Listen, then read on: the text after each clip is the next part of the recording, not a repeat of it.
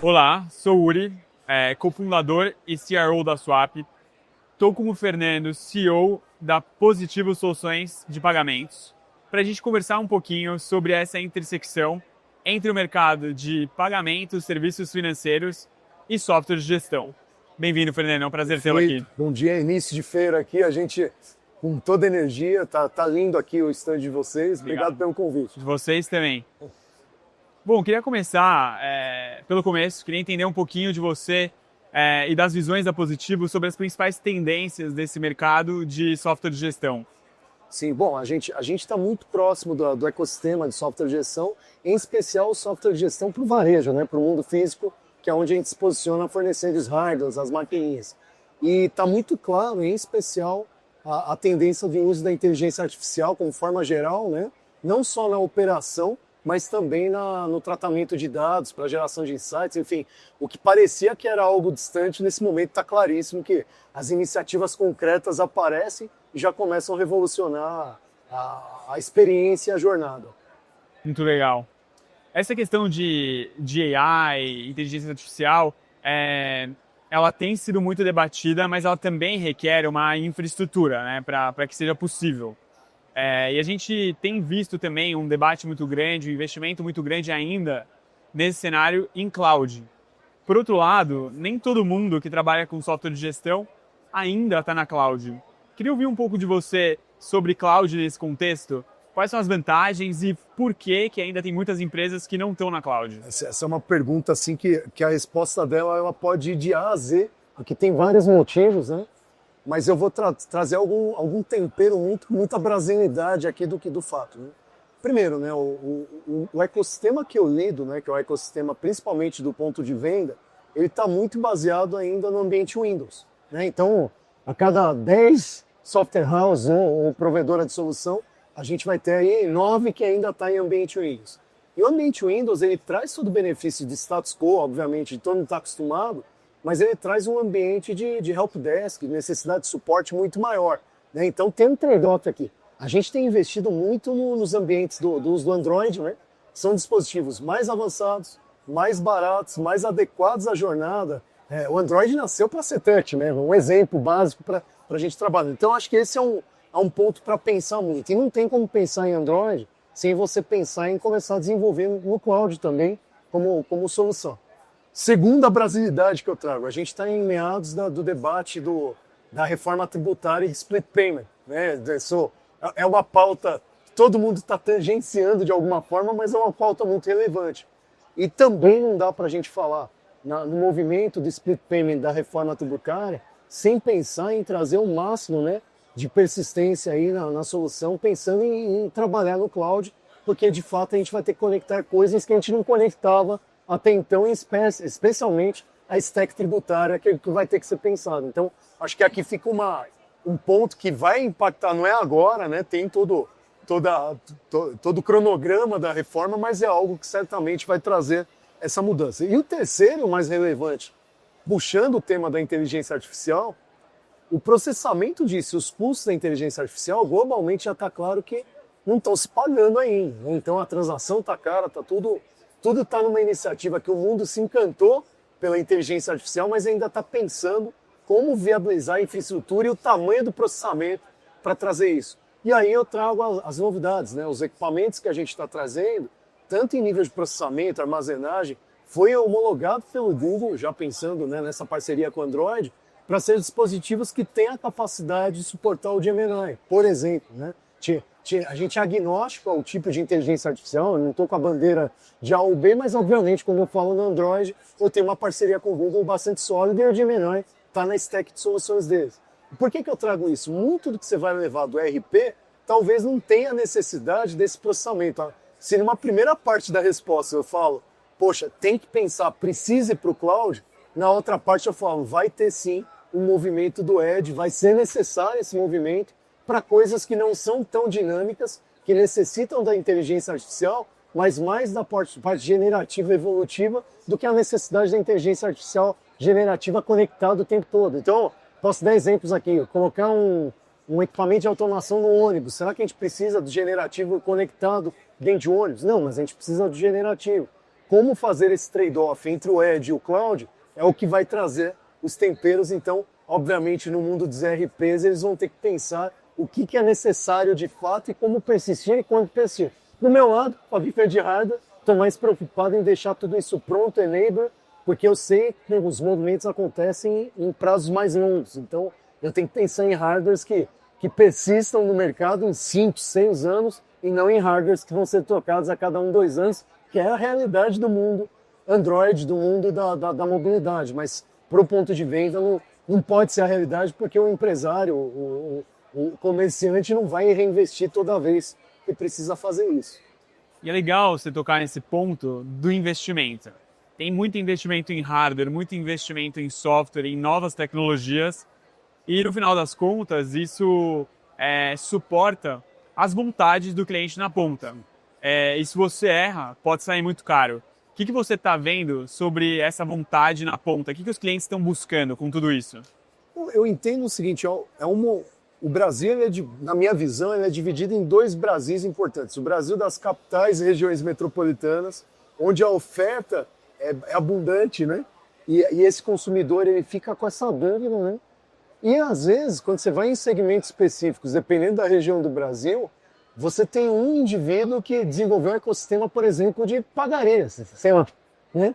E não tem essa oferta abundante. O que eu acho que o primeiro movimento mais relevante que está acontecendo agora é que com essa verticalização de soluções em nuvem e a androidização do hardware, você passa a ter a possibilidade de trabalhar de forma mais vertical. Então, a solução que é ofertada em São Paulo, no Rio de Janeiro, é a mesma solução que você vai conseguir ofertar no interior de qualquer estado brasileiro.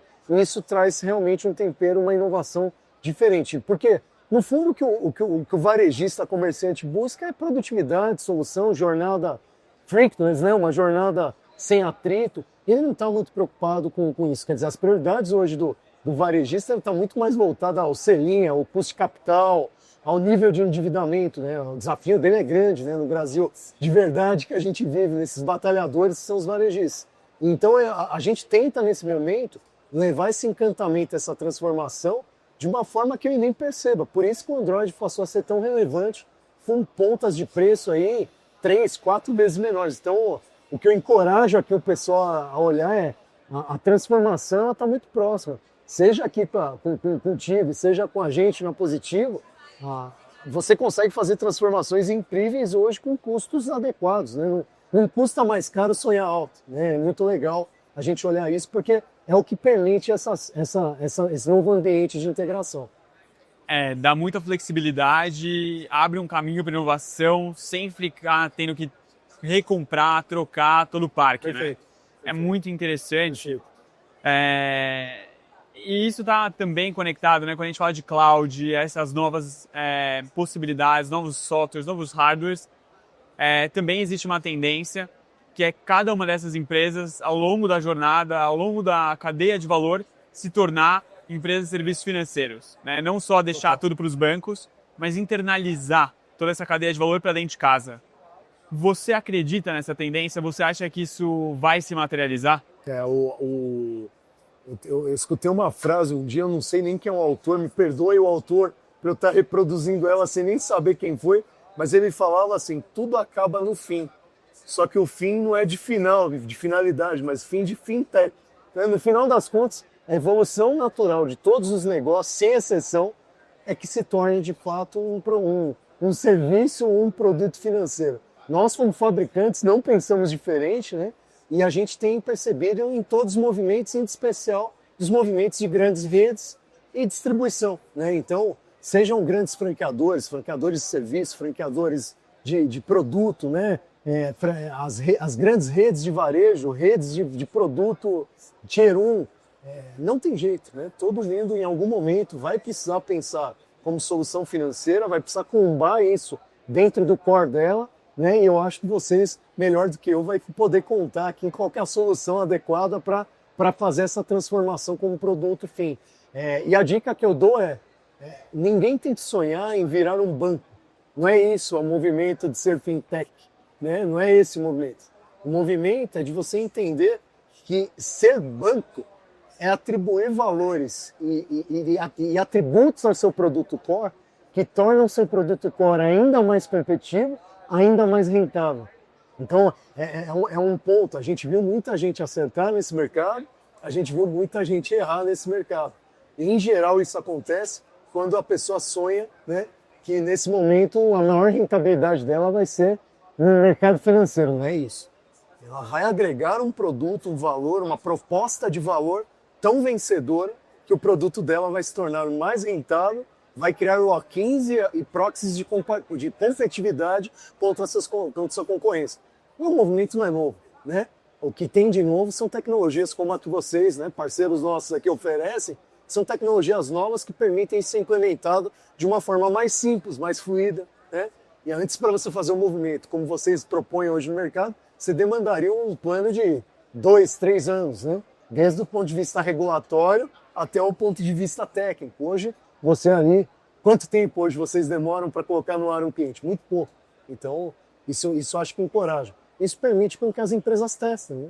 Testem os movimentos, testem o que tem que ser feito, né? Mas, sem dúvida, tem muito por fazer, né? Quando você olha a quantidade de boleto, a quantidade de coisa que ainda tem no mercado, você e eu, a gente abre um sorrisão e fala, pô, tem mercado para burro para a gente correr, porque tem muito negócio para ser digitalizado, muito negócio para entrar no movimento dos white labels, da proposta de valor combada, de se tornar fintech, de consumir o banco as a service.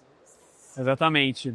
E isso me faz lembrar também um pouco quando a gente estava fazendo rodadas de investimento, falando com fundos, ninguém nunca queria saber o tamanho do mercado.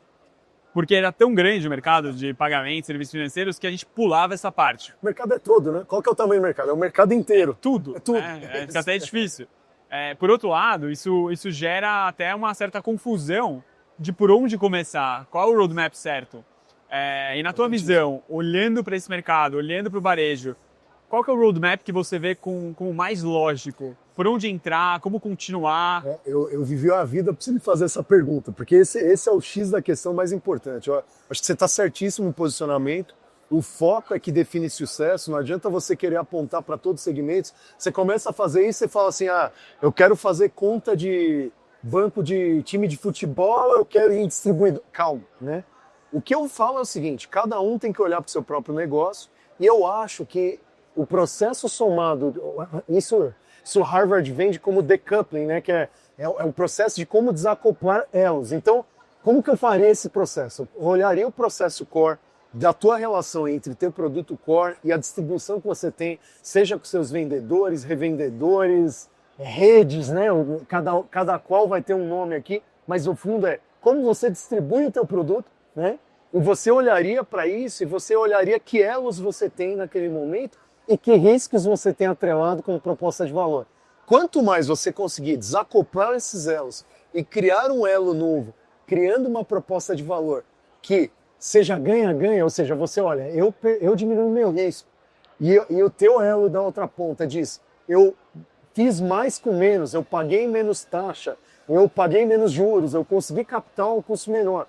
Essa colaboração mútua, né? Essa simbiose criada, para mim é o roadmap perfeito. Então, antes de falar que eu quero ser, eu me preocuparia em olhar esse macro processo de distribuição, desacoplaria os elos e entenderia, eu consigo agregar valor nesse elo? Qual que é o elo fraco? Por que esse elo não dá certo? Então, a gente poderia usar vários processos, né? Grandes concessionárias do Brasil, por exemplo, poxa, esse elo é fraco, ele é importante na distribuição. Corretores de imóveis, né? Caminho de...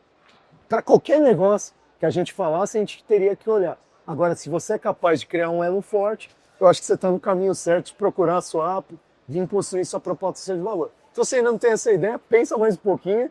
A hora que você tiver com a ideia, procura a sua app, se precisar de maquininha, procura a Positivo, que a gente resolve junto aqui em parceria. Boa. Show de bola. E quando a gente começa a falar, bom, tem muitos benefícios, claro, para a empresa que está fintechizando o seu negócio. Você mesmo comentou sobre aumentar a sua rentabilidade, gerar novas fontes de receita e tudo mais. Mas quando a gente pensa ali nos PDVs, nos varejistas, que tipo de proposta de valor eles conseguem trazer para o financeiro deles? Sim. Eu acho que o mais óbvio, que é o que está rodando muito nas grandes redes de varejo, é a fidelização, né, do consumidor. Acho que isso nessas bandeiras específicas, nos créditos, né, do varejo. Isso com certeza isso tá atrelado. E eu acho que no elo entre sell-in e sell-out de qualquer cadeia. Toda vez que você pensar que você tem um ambiente de sell-in e sell-out e você tem um ambiente de crédito, que hoje é um ambiente pouco fluido, ali você tem uma oportunidade da construção de um elo de valor. Então, por aqui eu acho que estão as grandes oportunidades dos elos para gerar isso, né? Mas o céu é o limite.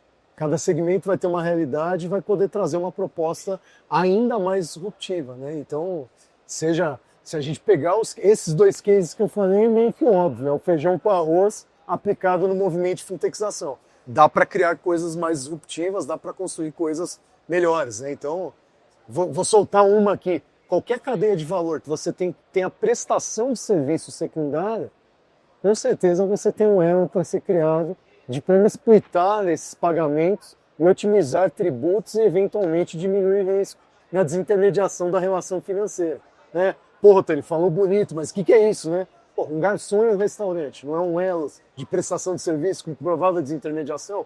É um elo, né? Que outros você poderia? Muitos, né?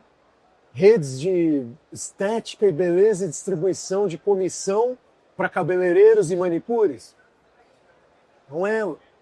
Poderia passar a tarde inteira aqui falando de elos que a gente criaria numa construção de valor do varejo e da prestação de serviço. Quer dizer, tem um elemento ali de suportar as operações da conta PJ em si, mas também toda a rede de distribuidores, compradores, colaboradores, né? Quer dizer, todo mundo que está ligado àquela cadeia de alguma forma poderia ser endereçável. Perfeito. Se você tiver um forte relacionamento. Perfeito. Isso tem valor. No fim do dia isso tem valor. Tem valor de redução de risco, tem valor de spread que você oferece, tem valor. Tem MDRs que você poderia trabalhar, né, na captura, enfim. Tem valores que, se trabalhar direitinho, tem ganha-ganha e sobra para todo mundo, né? Então, dá para todo mundo sair muito bem de um processo desse. É um mercado muito grande. Sim. E com essas oportunidades gigantes, parece muito óbvio fazer. Sim. Mas não é tão fácil assim. Não, esse é o ponto, né? É óbvio, o caminho parece que é o caminho, mas executar é um trabalho árduo. Não estou convidando para todo mundo falar assim, vou fintechizar, não é isso.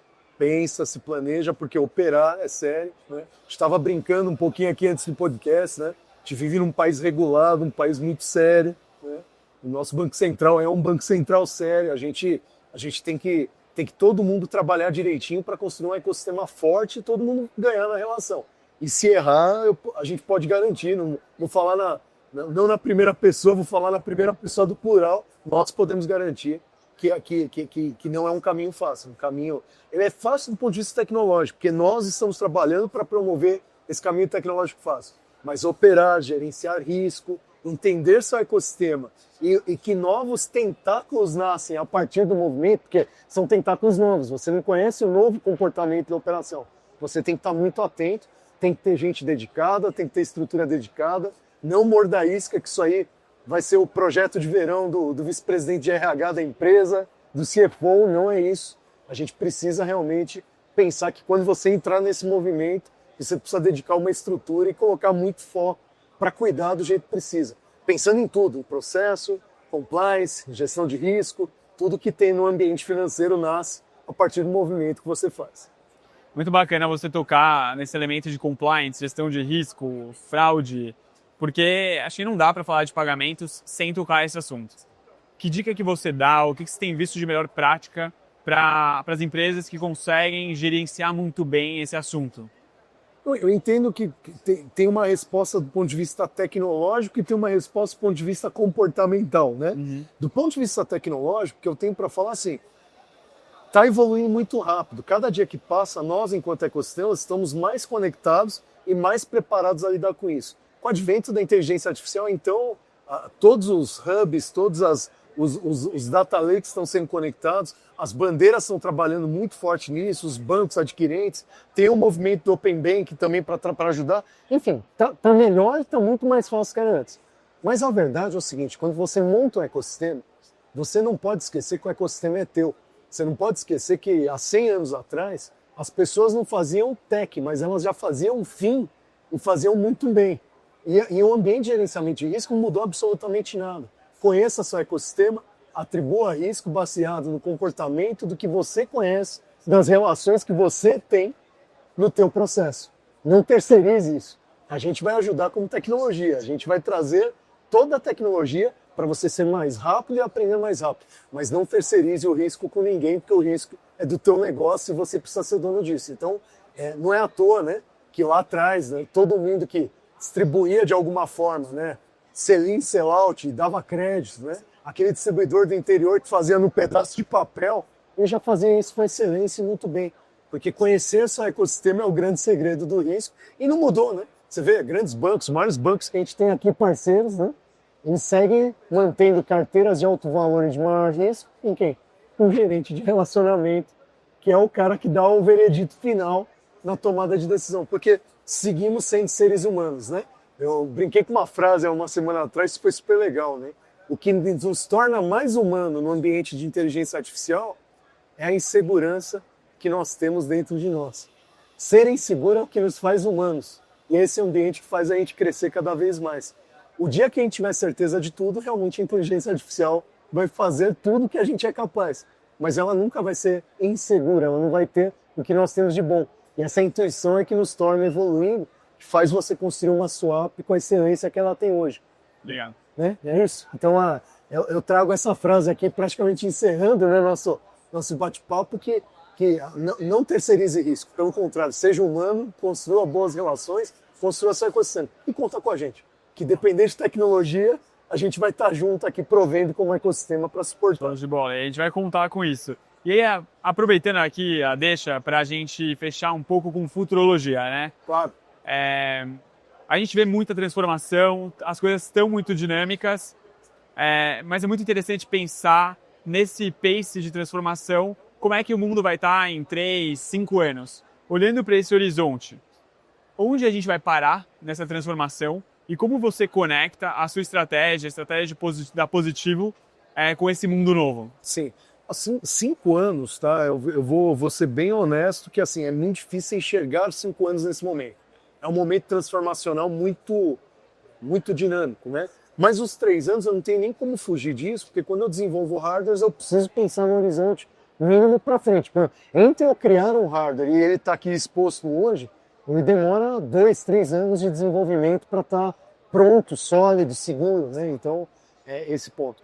Eu acho que as tendências estão claras, o movimento seja do retail market, né? Ou do uso do varejo para a experiência.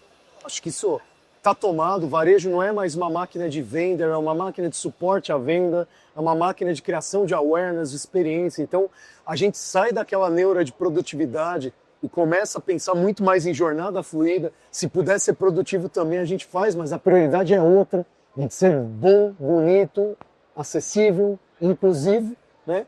Tudo isso passa a ser o grande desafio nosso. Então, isso não é uma tendência, né? Já é contemporâneo e não tem chance nenhuma de reverter, né? Então, tudo isso tá na pauta. E a gente entende que você tentar surfar com esse movimento, que é um movimento que vai acontecer de forma orgânica, é um fator de sucesso para todo o ecossistema que suporta nessa transição. Então, a gente como Positivo, a gente tenta entregar um hardware acessível em todos os sentidos, tá? Então, a gente tem proxies de testes, por exemplo, da nossa máquina para séries. Nós temos talkbacks para acessibilidade. A gente tenta ao máximo trazer uma máquina aceita por todos. Isso é parte do nosso discurso.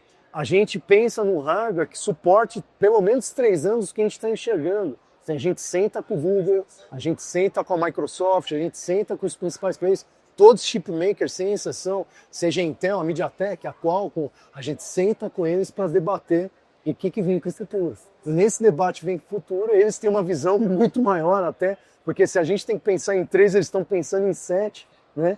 E a gente tenta trocar isso para levar esse hardware. E a gente precisa respeitar a brasilidade, a economia, os desafios macroeconômicos brasileiros, que a gente sabe que não adianta fazer um hardware que fica lindo na NRF e passa 3 anos e não tem nenhum varejo. A gente tem que trazer um hardware que a gente lança aqui e em meses a gente começa a ver no varejo brasileiro sendo atendido, né? Então é um pouco disso. E eu acho que o mundo do software é parecido, né? Então as tendências, elas vão pensar nesse ecossistema e, obviamente, não repetindo a frase, a reforma tributária é um advento. Regulatório, fiscal, nós dessa feira inteira não temos como fugir de olhar para esse advento e entender o que é esse modelo novo, o que isso vai transformar e escolher se a gente vai comprar caixa de lenço, né? Ou se a gente vai vender caixa de lenço para a gente surfar nessa onda nova. Tenho participado direto ou indiretamente de alguns comitês e tecnicamente está sendo muito bem construído. Então, eu acho que todo mundo tem que estar atento nesse movimento, que isso vai mexer com todos os RPs, com todo o ambiente financeiro. A gente vai ter que estar bem atento e vai ser uma baita oportunidade para a gente. Eu acho que o Brasil vai sair melhor dessa. Muito bom. Fernando, foi muito, muito legal ouvir as suas perspectivas, suas visões de futuro. Realmente agregou demais. E conta com a gente. Acho que tem muitas oportunidades para a gente trabalhar junto, continuar trocando e sempre bem-vindo. Obrigado. Obrigado pelo convite. E estamos juntos aqui os próximos dias. É isso. Valeu. Obrigado.